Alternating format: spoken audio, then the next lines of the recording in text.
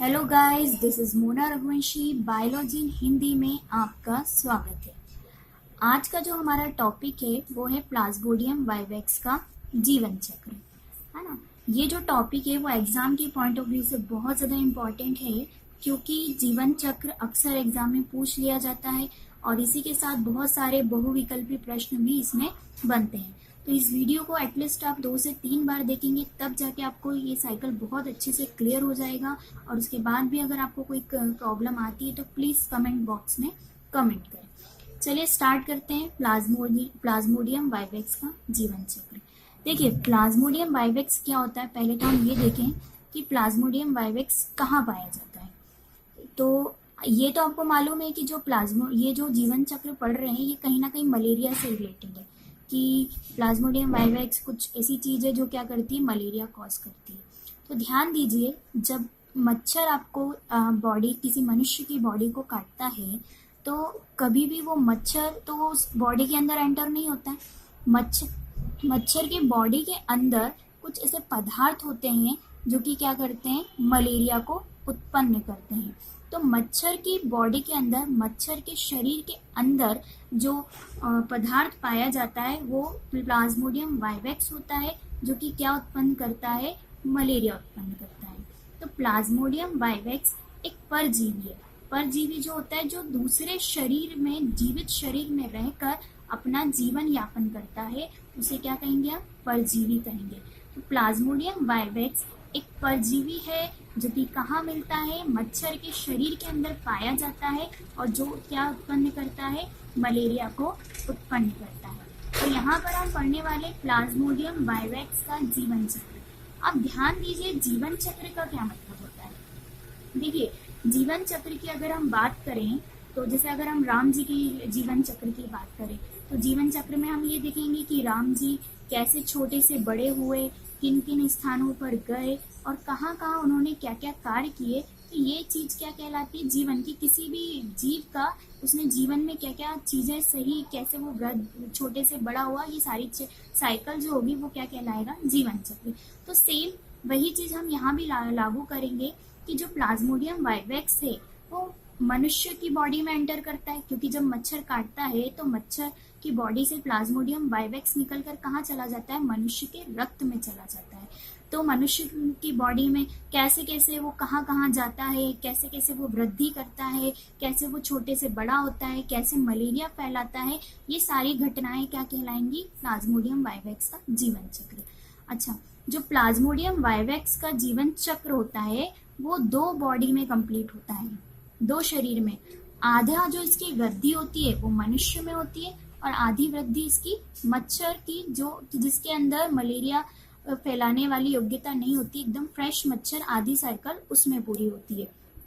तो इसमें थोड़ा सा इस प्लाज्मोडियम वाइवेक्स के जीवन चक्र में थोड़ा सा आउटलाइन शॉर्ट में मैं आपको बता देती हूँ, देन फिर हम डिटेल करते हैं।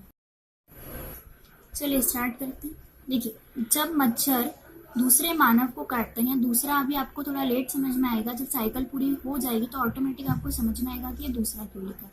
तो जब मच्छर मानव को काटता है तब जीवाणु काटने के साथ मानव के शरीर में चले जाते हैं। जीवाणु जो होते हैं मच्छर में पाए जाने वाला पदार्थ होता है जो मलेरिया उत्पन्न करता है।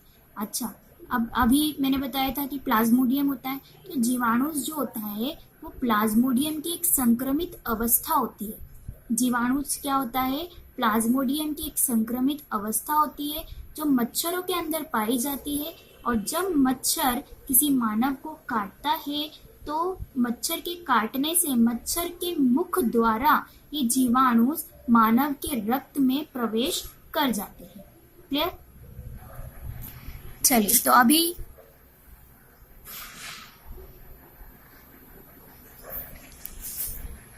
अभी जो देखा कि जो जीवाणु है वो रक्त में है, तो करीबन आधा 1 घंटा जीवाणु रक्त में रहते हैं। देन रक्त से होते हुए ये कहाँ चले जाते हैं, यकृत में।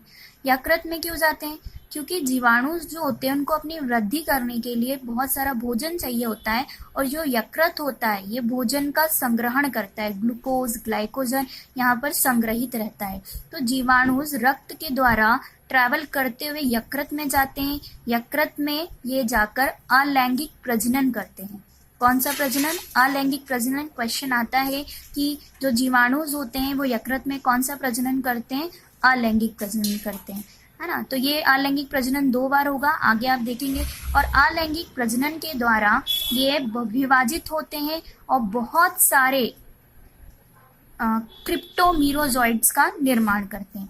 अब यहाँ पर जो वृद्धि हुई, जीवाणुस की जो वृद्धि हुई और वृद्धि करने के बाद जो अवस्था हमें प्राप्त हुई है वो क्या कहलाएगी? क्रिप्टोमीरोजॉइड्स। कौन सा प्रजनन हुआ यकृत में? अलैंगिक प्रजनन हुआ। और जो जीवाणुस ग्रो करे, वृद्धि करे, उनका नाम क्या है यहाँ पर?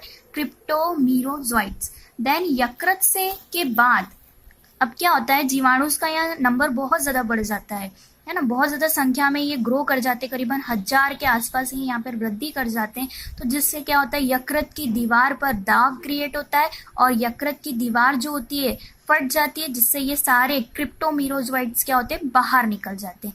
देन वापस से ये रक्त के द्वारा ये कहाँ पे पहुंच जाते हैं? आरबीसी, लाल रुधिर कोशिका।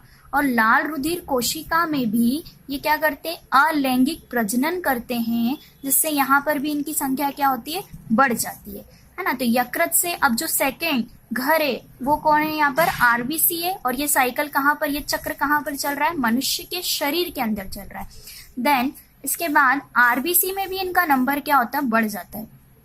आरबीसी में इनकी संख्या बढ़ जाती है और आरबीसी में जैसे जैसे इनकी संख्या बढ़ेगी, देन आरबीसी की जो कोशिका होती है उस पर क्या पड़ेगा? दबाव पड़ेगा, वो भी फट जाएगी। और फटने के साथ ही ये जितने भी यहाँ पर परजीवी ये सब क्या हो जाएंगे? बाहर निकालेंगे।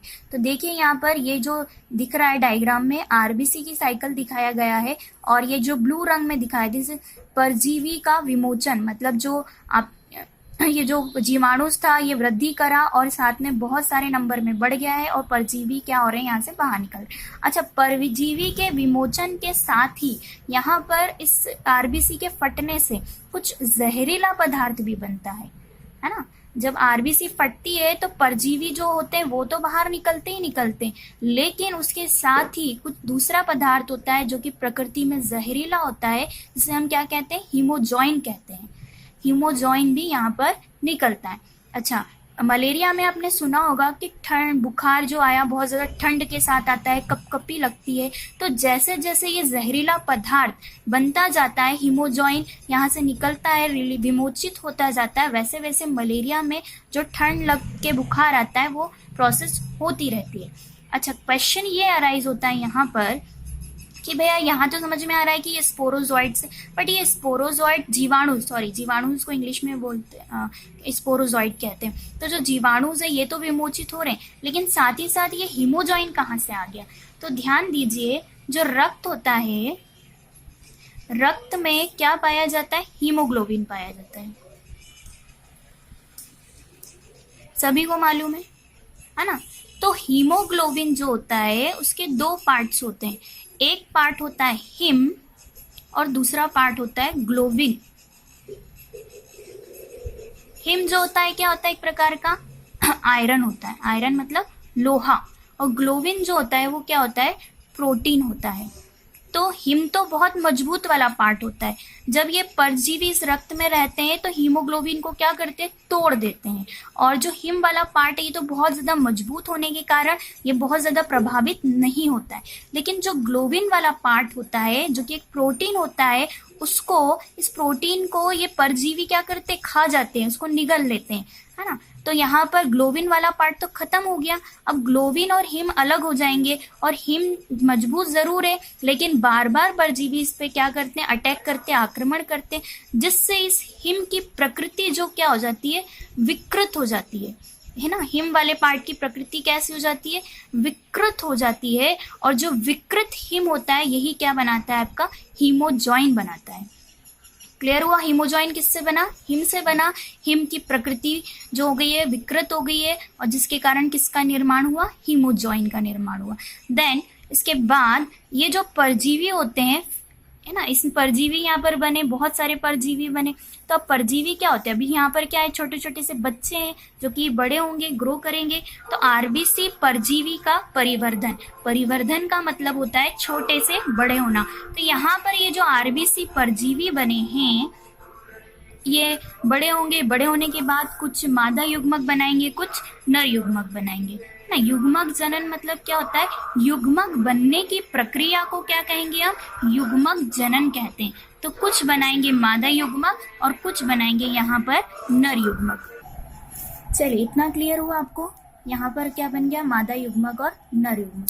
अच्छा, ये जो जीवन चक्र हम पढ़ा, ये किधर कंप्लीट हुआ पूरा, ये सब पूरा चल रहा है मनुष्य में, है ना। कि मच्छर है, मच्छर से जीवाणु कहाँ, रक्त द्वारा कहाँ गए, है ना, यकृत में गए, यकृत से होते हुए कहाँ गए, वो आरबीसी, आरबीसी से होते हुए वो उन्होंने वृद्धि की और क्या बनाया, मादा युग्मक और नर युग्मक बनाया।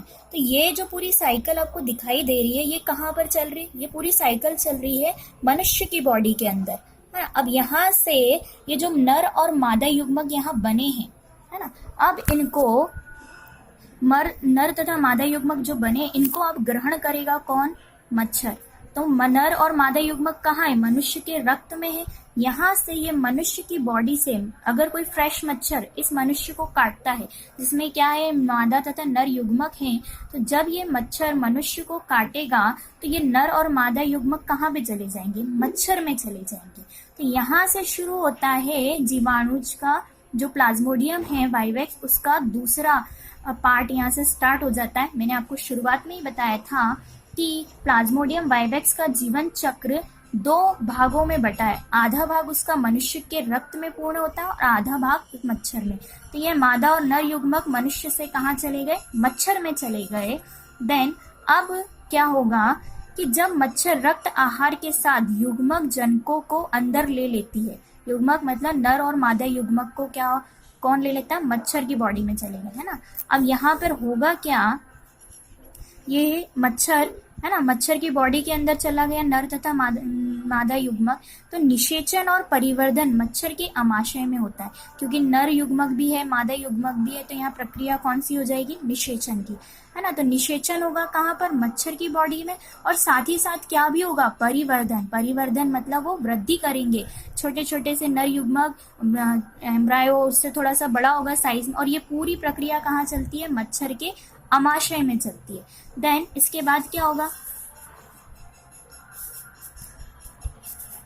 इसके बाद अब ये जो आमाशय के अंदर जो भी परिवर्धन हुआ, उससे होते हुए अब ये जो पदार्थ है वो कहाँ चला जाएगा, मच्छर की लार ग्रंथि में। तो क्या लिखा है, परिपक्व संक्रामक अवस्थाएं जीवाणुज, है ना, जीवाणुज क्या है, संक्रामक अवस्था, आंत्र से निकलकर मच्छर की लार ग्रंथि में चले जाते हैं, है ना। तो ये जो प्रक्रिया हुई निषेचन परिवर्धन की, कहा हुई आमाशय में, फिर आमाशय से निकलकर ये कहाँ चले गए, लार ग्रंथि में चले गए। तो ये मच्छर की लार ग्रंथि है, आमाशय से ये जीवाणुज बाहर निकले और कहाँ चले गए, लार ग्रंथि में, है ना। तो अब यहाँ पर आपको समझ में आएगा कि जब मच्छर दूसरे मानव को काटता है, तब जीवाणुज के काटने के साथ मानव के शरीर में चले जाते हैं। तो ये है प्लाज्मोडियम वाइवेक्स का जीवन चक्र, है ना। ये जीवन चक्र कैसा है कि आधा तो पूरा हुआ कहाँ पर, मनुष्य के शरीर में, और आधा पूरा हुआ ये मच्छर के शरीर में, है ना।